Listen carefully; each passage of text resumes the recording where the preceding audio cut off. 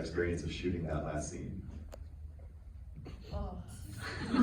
Ooh, it was like me just crying. How long did we shoot that for? Here's a funny fact. Here's a fun fact about the last scene. As written and as we shot it, she comes in. No, Carter, that's my mom. She's the accomplice, right? This is sit down. And in what we shot, and as it's written, she goes. She fucking sits down for the rest of the scene, guys. So we had to go back and use footage from the beginning. That's all we had. We took out the whole part where she sits down. She sits down for the whole fucking part. All of it. All of the dialogue, all the stuff about, I'll come back, she's, I'm going to the kitchen, I'll be right back. No, you'll still be here, I'll be in the kitchen. All that stuff, she's sitting down on the day. And we just had to go back and use whatever we could find of her standing up, because we got into the editing room after spending a long time shooting her sitting the fuck down. That looks good. Let's do it again. Sitting down is good. That's a good idea. And then you get into the editing room, you're like, but she would never sit down. Why would she? How could she sit down? This is insane.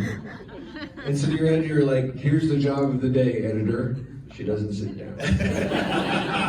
I'm gonna totally buy you coffees and stuff and like cinnamon rolls and whatever you need, buddy. But guess what? She doesn't fucking sit down ever. He's like, but then I had 2 shots. Well, that's what we have then. How many takes did you do? Like hundreds, man, all day. That's so And many. wide shots and things. And well, can we get the wide? Can we rubber out of the wide? No, that's gonna cost $100,000 to get her the thing. You can't rubber out. We don't have any more money left. We can't do the thing. I guess we did that, we could do this and put her, but she never sits down. I'm gonna get you a coffee, editor. I'll be back in a bit. It is amazing how those things happen, and because I always feel like at the end of a movie, like it just feels like a giant pile of Band-Aids, like a Band-Aid on top of a Band-Aid on top of a Band-Aid, but nobody knows. Nobody knows. Some people know. Now you know. Some people know. And as the filmmakers, you're watching, you're like, fuck all of this fucking off-camera ADR stuff that we did. Do you notice that? Raise your hand if you're in this theater right now watching that last scene, you're like, they ADR'd like 30% of this. Oh, Nobody? God. It's insane. It's insane. They don't care. Nobody? You don't notice that? You don't notice that Alicia Witt says all kinds of things off camera? They don't know. And you're Burn and twist, you know? and burn and twist and all that shit. Say that on the How, Say that in a booth. how else did it change in the edit? Was it a lot? So the bit where she shoots the doll's head off and then and bleeds. So what really happens? Hours and hours of shooting and take after take. And this looks really good. Let's keep shooting it. She comes over and she says, "What the hell is that?" And Alicia Witt stands there with the gun on the doll, and they talk forever. She says all this stuff. Alicia Witt stands there with the shotgun on the doll for like 10 minutes, man. Just talking and talking, and she's talking, and they're talking, and they're talking, and they're talking. And you get to the editing room, you're like, no good.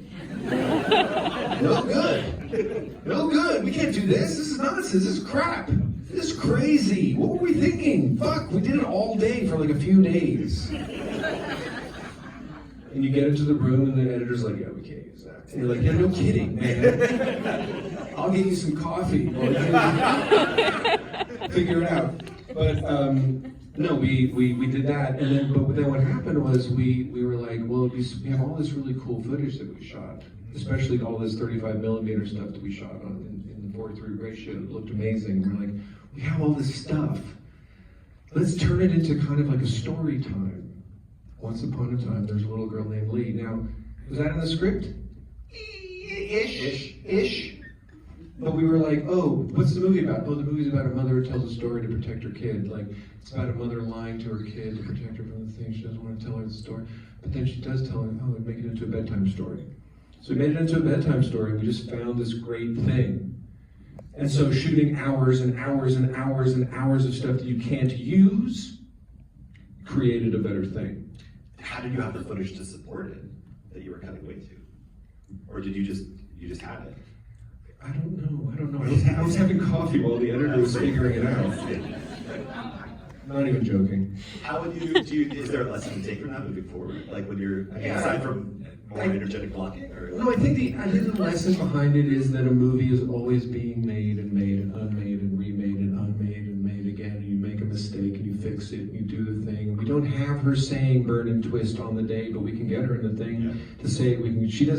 She can't sit down. We're going to figure it out. And if you have capable people working or brilliant people, as is the case with me on this movie, you figure it out. There's kind of always a way out. It's like you're Houdini in the tank, and you're all tied up. You're gonna get out of there somehow. You're not gonna die. Yeah. With the last shot specifically, like, was that always planned? No. No. I wish I could stand up here and be like, guys, I knew everything all the time. But nobody, it's important for a doctor, who, by the way, also doesn't know anything ever. Just kind of like, yeah, I think it's this. But we didn't know that. That stuff that we have of Nick's was Nick playing. There was a little bit of time on the day in the interrogation room, and he kind of wanted to do this sort of thing. Ooh, look at me, am I pretty? I mean, all this stuff, and he's sort of doing some of my pretty stuff. And it was sort of sitting there in the bin. Like, we weren't using it. And they were like, oh, we have that. And it kind of makes the job of making movies seem kind of approximate, but it's really not, because you're trying to do the thing, and the script is really good, you feel good about it, and then you feel really good about what you've got, and then you end up in the editing room with this kind of like slop. And you just gotta find it and make it better, and then there's Q&As when the guy comes up and is like, I don't know. What's the magic of it, right? It is, and it's a job, right? There's no fairy who's like, it's good, who comes and like waves their wand and like makes it right. There's no button to press. You just work it.